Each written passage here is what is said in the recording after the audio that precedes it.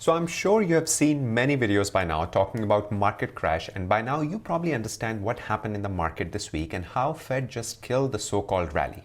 So I'm not going to bore you with the same information again, but I'll show you some info that is going to help all of us with our portfolios, and then I will be giving few names that are going to perform well in this coming months or in these coming months. My goal is by the end of this video, you should have a clear plan of action for your portfolio. So please comment below and tell me what you're doing with your portfolios. So before we get into the details on industries, names, etc., let's understand what rocked the market yesterday, and that is what's going on even right now. There's a screen or a monitor on my left that has a whole chart of my watch list.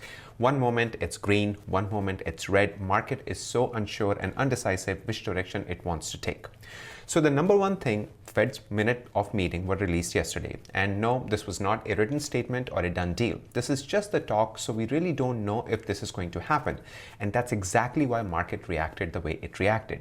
See, we all thought that most of the rate hikes are priced in because Fed has been talking about this for a while. But when the minute of the meeting were released, stating that Fed is even more bullish when it comes to tapering and also balancing their balance sheet, which means no more senseless buying from Fed, which sent shockwaves to the market. That means less money in the economy, and now all of a sudden the stock that had no earnings but looked juicy because they had this really cool plan to change the world is not going to work now because we need money for some real stuff, because money is not going to be cheap anymore, and that is why Nasdaq sold off along with few other things.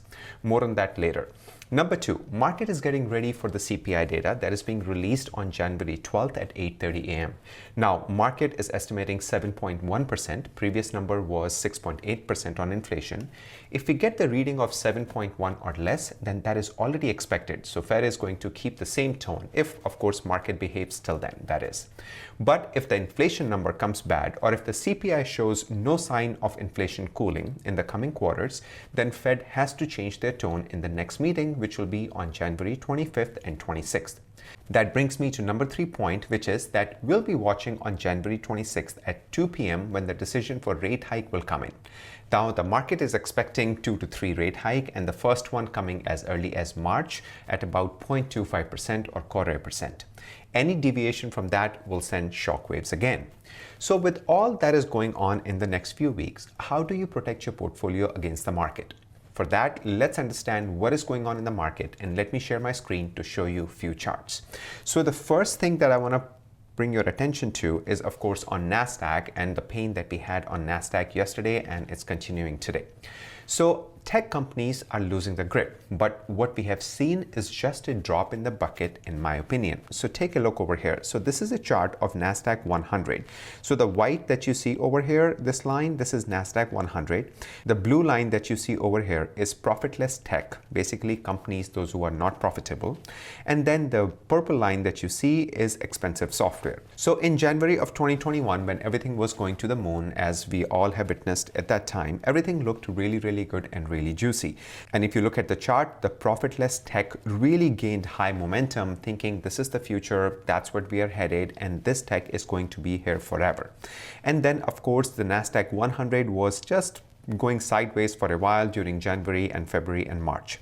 And then comes March, when people thought that, you know what, profitless tech is not going to be that cool and is not going to sustain, and then it started to sell off along with expensive software. Then around May, we had that big crash when everything dropped, but look what happened to Nasdaq 100. It was still going sideways from January. It didn't change much. Then from there, we had this May crash when the expensive software and profitless tech, they both tanked. And then from July onwards, we can see that expensive software and profitless tech has a deviation. That means profitless tech started to lose value while the expensive software was still gaining momentum. And then fast forward to November end or December first week, we saw a big crash of all the companies. We thought that these are good companies making good software and they are the future. And I'll give you some names. Then after that, it started to crash where the profitless tech came down really fast and hard, followed by expensive software, which also came really fast and hard. And then now Nasdaq 100 is selling off because people are now flocking to Dow Jones or consumer staple stocks. I'm going to mention a few names there too.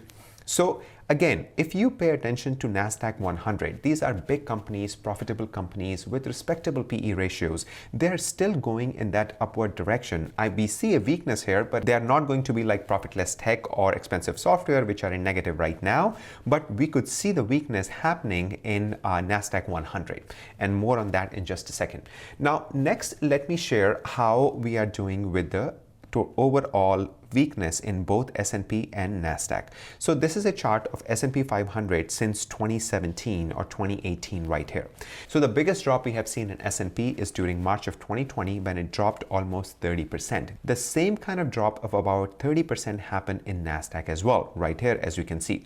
Since then, we have weakness in NASDAQ that we have touched the 21-day MA that we have seen many times, and right now it's also, if you go on daily chart for like maximum for 5 years, you can see that NASDAQ is also now touching 21-day MA. Anytime it has touched 21-day MA since then, it has recovered right back up. If you see over here, if I kind of make that chart bigger, you can see this is a 20-day MA right here. So it touched 1, 2, 3, 4, 5, 6.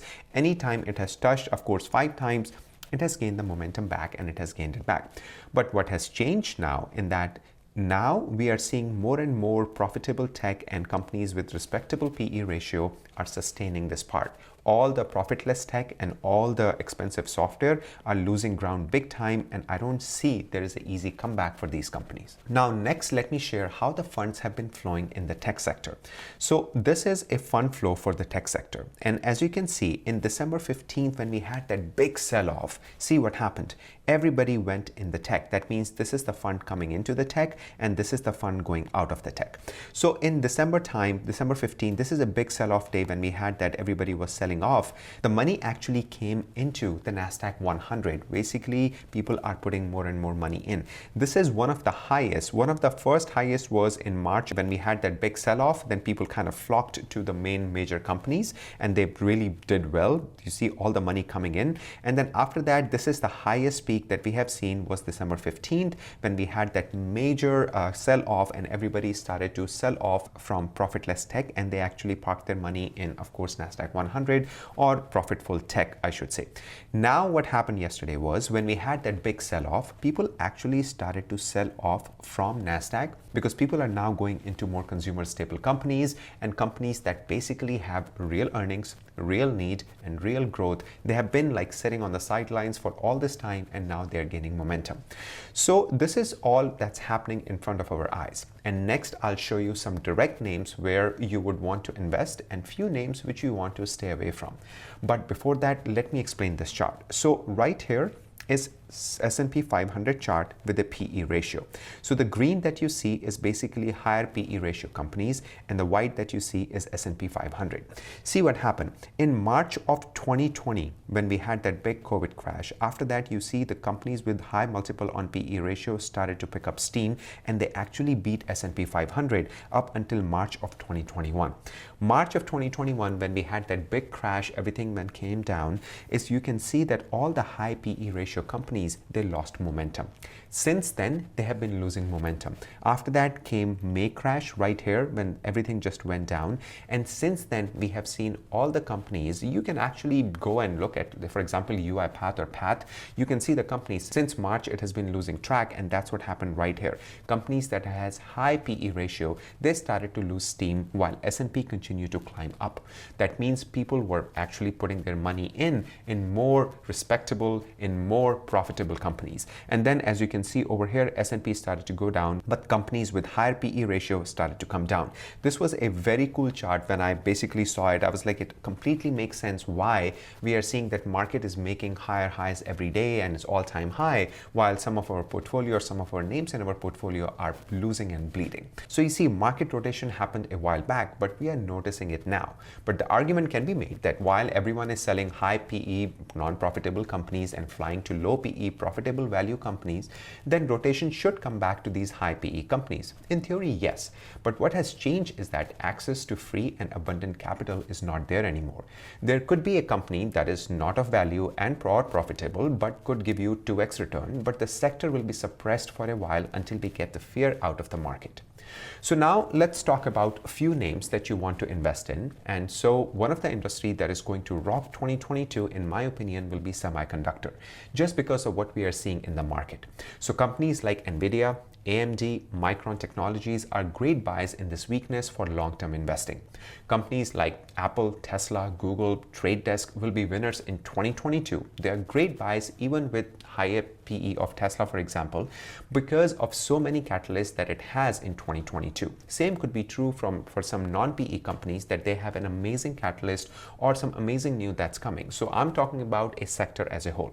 And I think Tesla will have an amazing and a blockbuster 2022.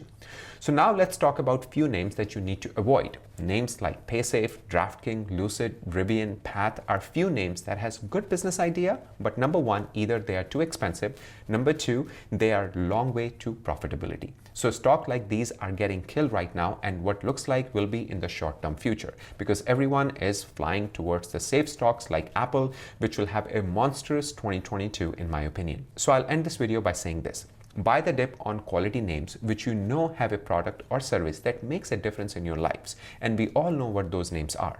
And if you ran out of money to buy the dip like myself, then it's okay not to even bother looking at your portfolio on days like these, because it's all going to be adding to your anxiety. So rest up, work out, and enjoy life, because what goes up comes down and what goes down comes up. Unless you have options, that's a different story. So mention in the comments below some of your favorite companies, and I'll be looking forward to adding some FNGU in the next major dip, which in my opinion is not here yet. If you haven't seen my FNGU video, I'm going to link it over here. Do check it out. And if you enjoyed this video, then please give it a thumbs up and consider subscribing. And for one-on-one conversation, please join our Patreon and Discord mentioned in the description below. Thank you for being here. It's a pleasure to share all of this video. Until next time, you all have a sparkling day.